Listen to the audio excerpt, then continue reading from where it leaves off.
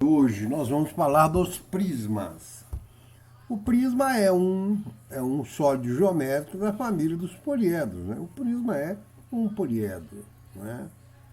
Para a gente construir um prisma, nós vamos considerar um plano alfa.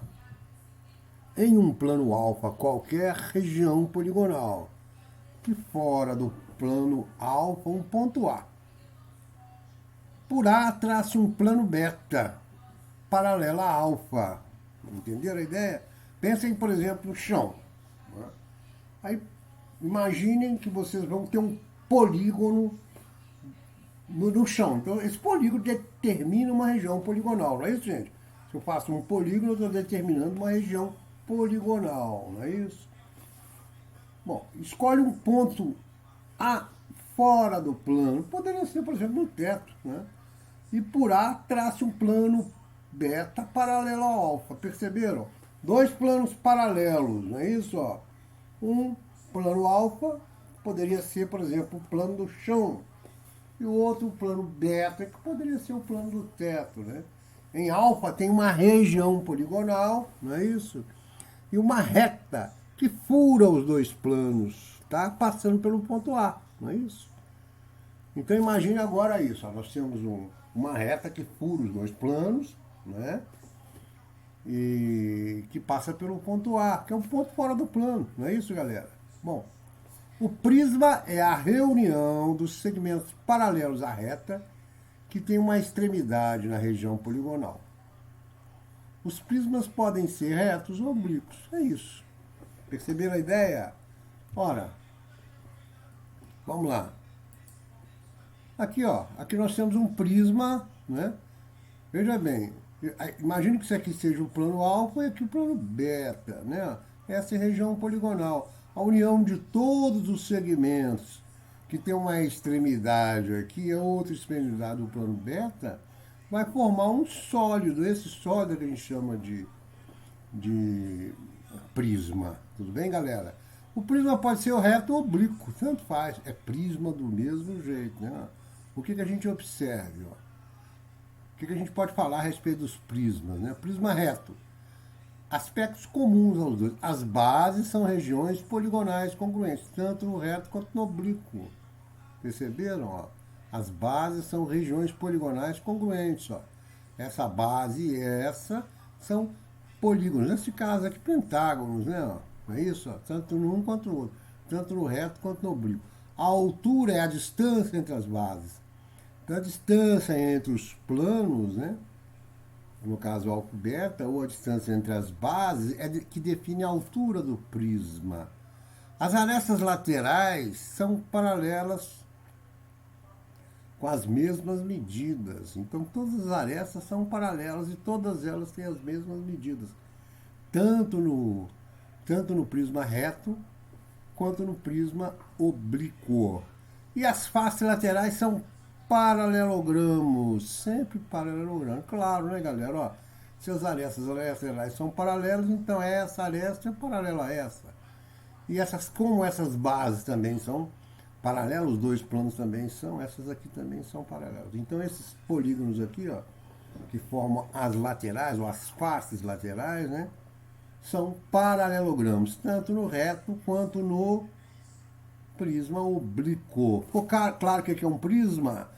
Não importa o polígono, ele pode ser um triângulo, um quadrado, um pentágono, hexágono, qualquer polígono.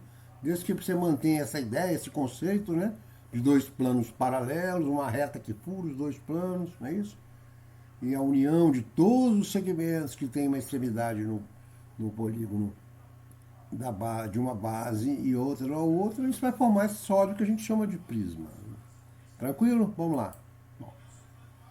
Quanto às bases, os primos mais comuns estão mostrados na tabela. A gente pode definir nomear os prismas de acordo com o polígono da base, né?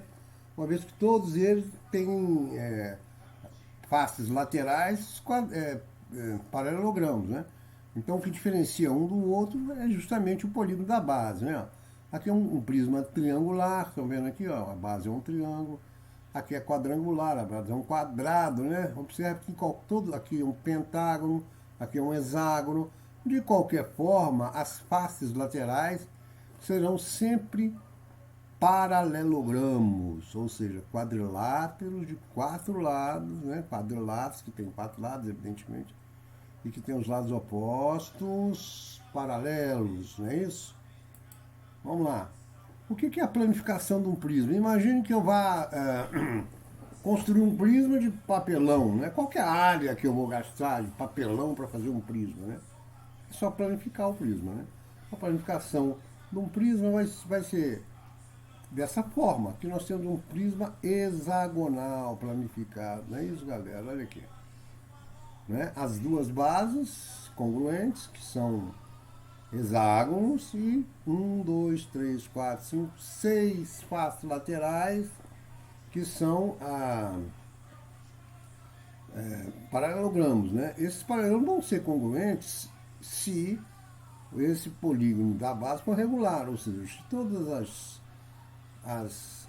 todos os lados do seu hexágono tiverem a mesma medida, então naturalmente que as bases das suas faces laterais serão congruentes, né? Tudo bem? Como a altura é a mesma, porque a altura do prisma, logo nós vamos ter faces laterais congruentes. Mas pode ser que não, né? Não precisa ser necessariamente polígonos regulares na base. Eu posso ter prismas com polígonos regulares ou não. Nesse caso aqui é um desenho que parece que é um prisma de base hexagonal em que a base é regular. Né? Para facilitar, a planificação é útil para facilitar os cálculos das áreas lateral e total. Né? A gente entende melhor quando consegue planificar. Tá certo, galera? A área lateral de um prisma é a soma das áreas de cada face. Se o prisma tiver como base um polígono regular, as faces laterais serão congruentes. Portanto, a área lateral pode ser calculada simplesmente multiplicando a área de uma face pelo número de lados. Tudo bem? Então, a área lateral, se você tiver como base um polígono regular, como eu falei antes, né? Nesse caso, você pode multiplicar a área de uma face por n, onde n é o número de lados, que também é o número de vértices, também é o número de ângulos internos do polígono da base. Ok, galera? Bom, o que a gente chama de área total de um prisma é a área lateral mais a área das bases. Tá claro? O que é um volume de um prisma? Bom, vamos considerar inicialmente o cálculo do volume de um paralelepípedo retângulo. Trata-se de um prisma especial, porque qualquer uma das suas faces pode ser considerada como base, né? Não é isso, galera? Um paralelepípedo retângulo, qualquer face pode ser base. Em geral, medir é comparar a um padrão. Assim, as medidas de comprimento são feitas observando quantas vezes esse padrão, o metro, cabe no comprimento que está sendo medido. Da mesma forma, se quiser medir o volume de um sólido geométrico, podemos utilizar o metro cúbico. Podemos entender o metro cúbico como um cubo, que é um hexaedro regular, de aresta 1 metro. Né? Reduzindo o problema em saber quantos cubos de 1 metro de aresta superpostos formam um sólido cujo volume queremos ou pretendemos calcular. Né? Descobrir quantos cubos formam o paralelepípedo não é das missões mais difíceis. Mas para outros prismas já não fica tão simples. Né? Na verdade é isso. Quando você vai medir o volume de um prisma, né? Um objeto, um sólido espacial, qual que seria o volume dele? Se for em metros cúbicos, eu tenho que responder essa pergunta. Né? Quantos cubos com 1 metro de aresta cabe ali naquele, né? Corresponde àquele volume, aquele sólido. Tudo bem, gente? Essa aqui é a resposta que tem que ser dada quando você quer saber o volume em metros. Né? Tudo bem? Bom, quando é um paralelepípedo fica mais fácil, ou outro já um pouco mais complicado. Bom, de acordo com Cavalieri, né? O princípio de Cavalieri é bastante razoável. Né? Observe que é o seguinte: dois sólidos formados com a mesma quantidade de moedas têm o mesmo volume, não é isso? Ó? Aí nós temos sólidos formados, sólidos distintos, está vendo aqui? Ó? Eles devem ter o mesmo volume, embora eles sejam distintos, os dois sólidos. Aqui parece um cilindro, aqui é uma outra forma, né? Não é isso? Né? Observe que seccionando as duas pilhas de moeda com um plano paralelo ao plano das bases, as áreas definidas no plano serão a mesma, não é? Imagina que eu passo aqui uma folha de papel em qualquer dessas alturas aqui. Ora, a área que eu vou produzir em qualquer corte vai ser a mesma, qualquer altura que fizer isso. Tanto nessa pilha quanto nessa. Não é isso? Podemos utilizar esse princípio para calcular o volume de um prisma qualquer, comparando com o volume de um prisma retangular reto, que tem a mesma altura e a mesma área da base. É essa que é a ideia. Graças a esse princípio de Cavalieri, que ficou bem razoavelmente explicado, e mostrando essas duas pilhas de moeda. Ninguém tem dúvida que as duas pilhas de moeda têm o mesmo volume, concordam, gente? São moedas iguais, mesmo tamanho. O fato de uma estar com uma maneira de empilhar diferente não modifica o volume das duas pilhas, ok? Então é isso, ó. Imagine que eu tenho aqui dois prismas, né? Se ele tiver a mesma área, ou seja, se a área desse triângulo aqui for igual a desse, né? E em qualquer corte que eu fizer isso acontecer, né?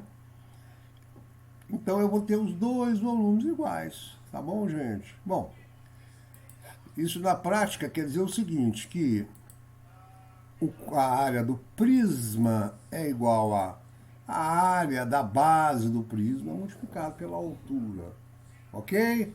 A área do prisma, então, perdão, desculpe, o volume do prisma, qualquer que seja o prisma, é igual a área da base do prisma multiplicado pela altura. Tudo bem, gente? Eu vou deixar esses exercícios aqui para vocês fazerem. E aí, numa próxima aula, a gente continua com mais alguns sólidos geométricos. Muito obrigado e até a próxima aula.